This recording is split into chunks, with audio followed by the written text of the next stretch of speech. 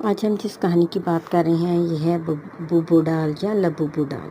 نمرا کو ہمیشہ سے پرانی اور عجیب و غریب چیزیں خریدنے کا جو ہے بڑا شوق ہوتا ہے۔ اس بار جب وہ نارکلی بازار جاتی ہے تو ایک چھوٹی سی دکان پر اسے ایک کونے میں مٹی اور خون آلود کپڑوں میں لپٹی ہوئی بوبو ڈال رکھی ملتی ہے۔ دکاندار کہتا ہے بی بی اسے مت لو، یہ تو منحوس ہے۔ نمرا ہنس پڑتی ہے اور اس کو اٹھا لیتی ہے۔ وہ لا کے گھر میں اس الماری میں رکھ دیتی ہے جس میں اس کی دوسری چیزیں پڑی ہوتی ہیں۔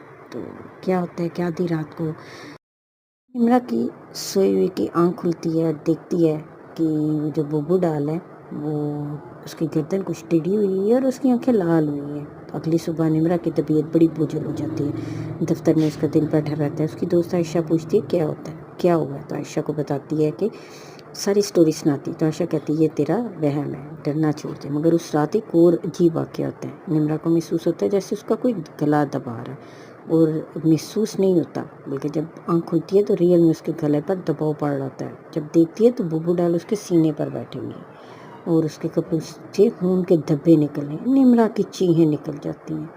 اب عائشہ کی ضد پر نمرا اسے عامل بابا کے پاس لے جاتی ہے۔ عامل بابا جو ہے ڈال کو دیکھتے ہی آنکھیں بند کرتا ہے اور کچھ پڑھنے لگتا ہے، پھر بولتا ہے جب تو کہتا ہے یہ تو ڈال نہیں، یہ کسی لڑکی کی مصنوع روح ہے جسے مار کر اس میں بند کر دیا گیا۔ جب تک اسے انصاف نہ ملے یہ تیرے ساتھ ایسے ہی کرتی رہے گی۔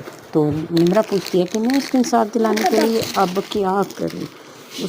کہتے ہیں کہ اس کی قبر کو تلاش کرو، اس کی مٹی کو واپس کرو، اس مظلوم کا نام جانو جس نے اس کو قتل کیا۔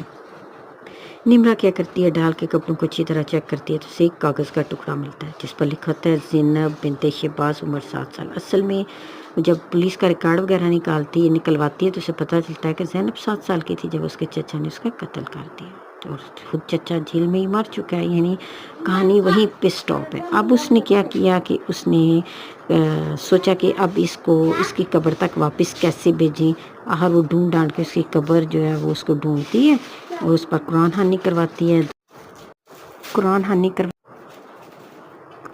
کرواتی ہے، دعائیں وغیرہ پڑھتی ہے، تو اس کو اس قبر میں دفن کر دیتی ہے۔ تو دفن کرتے وقت دیکھتی ہے کہ گڑیا کے آنکھوں سے 2 قطرے پانی کے نکلتے ہیں جیسے کوئی روح شکر گزار ہو۔ اس رات نمرا کو پہلی بار سکون کی جو ہے وہ نیند آتی ہے۔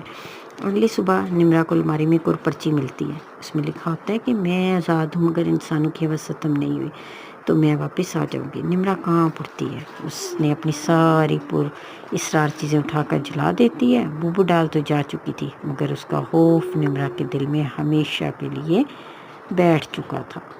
تو پورے اسرار چیزوں کو مت خریدیں۔